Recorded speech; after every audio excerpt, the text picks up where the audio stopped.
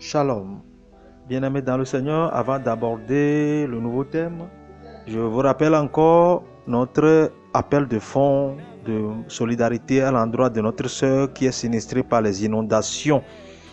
Dans une telle situation, il suffit de s'imaginer à la place de notre sœur. N'importe qui aurait voulu une réaction rapide des uns et des autres pour s'en sortir. Aussi, faisons aux autres ce que nous aimerions qu'ils fassent pour nous. Donc, j'en appelle à votre faveur, à votre bonne volonté, à votre réaction la plus rapide possible.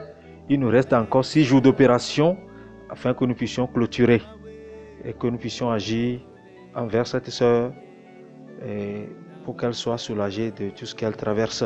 Évidemment, nous avons reçu beaucoup de promesses, mais en attendant, les actions sont toujours rares à être faites dans ce cas. Comment procéder? Il suffit de voir en dessous de la vidéo, les numéros sont là. Vous envoyez votre transfert sur le numéro de votre pays, c'est tout. 100 francs, 200, 300, 400, 500. On nous demande un maximum de 1000 francs. Mais si quelqu'un en a plus, comme l'a fait notre ami Dodi dès les premiers instants, il nous a donné jusqu'à 3000. Vous pouvez agir en toute libéralité. Que le Seigneur vous bénisse d'avance. Amen. Le thème d'aujourd'hui, c'est qui est Jean-Baptiste? Jean-Baptiste est un prédicateur du temps de Jésus. Et nous pouvons répondre immédiatement en disant que c'est lui qui a présenté l'agneau de Dieu au monde. Revenons à une réponse plus détaillée. Il est né au royaume d'Hérode. Il a pour père Zacharie, un sacrificateur, et sa mère était Élisabeth. Probablement son âge et celui de Jésus doit avoir une différence de 6 mois. Ils habitaient ensemble avec sa famille tout près de Jérusalem. Il fut celui qui préparait le chemin du Seigneur et il baptisait aussi ceux qui se repentaient de leurs actions et de leurs péchés. Son vrai nom d'origine c'est Yohanan, qui signifie Dieu fait grâce. Dieu fait grâce de quoi? Dieu fait grâce de l'agneau.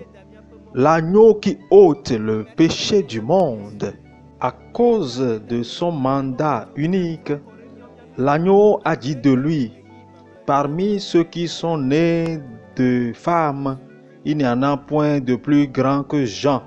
Cependant, le plus petit dans le royaume de Dieu est plus grand que lui. Ce que nous retenons est que Jean est le plus grand de la descendance de la femme. Luc 7, verset 28. Comment est-ce possible? Jean est-il plus grand que Enoch, dont la Bible a témoigné de son intégrité jusqu'à ce qu'il fût enlevé vivant? Comment est-ce possible? Est-il plus grand que le roi David qui a tué Goliath? Comment est-ce possible?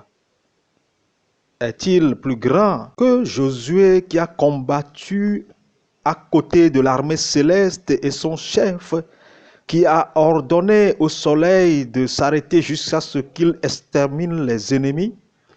Eh bien, laisse-moi te dire, l'agneau a déclaré que Jean est le plus grand de la descendance de la femme. Question simple, pourquoi? Il dit de lui-même, je suis la voix de celui qui crie dans le désert, aplanissez le chemin du Seigneur, comme a dit Ésaïe le prophète. Qu'est-ce qui crie dans le désert? C'est le bouc d'Azazel, après que le péché du peuple soit transféré sur lui. Azazel signifie retirer entièrement. C'est-à-dire que tout le péché du peuple est entièrement retiré et déposé sur ce bouc qui est ensuite relâché dans le désert. C'est Jean qui présenta le nouveau Azazel qui est le Seigneur lui-même. C'est pourquoi il dit, voici l'agneau de Dieu qui ôte le péché du monde. Le savez-vous, pour ce ministère spécial, Jean s'est mis en peau de mouton pour présenter l'agneau de Dieu qui ôte entièrement le péché du monde.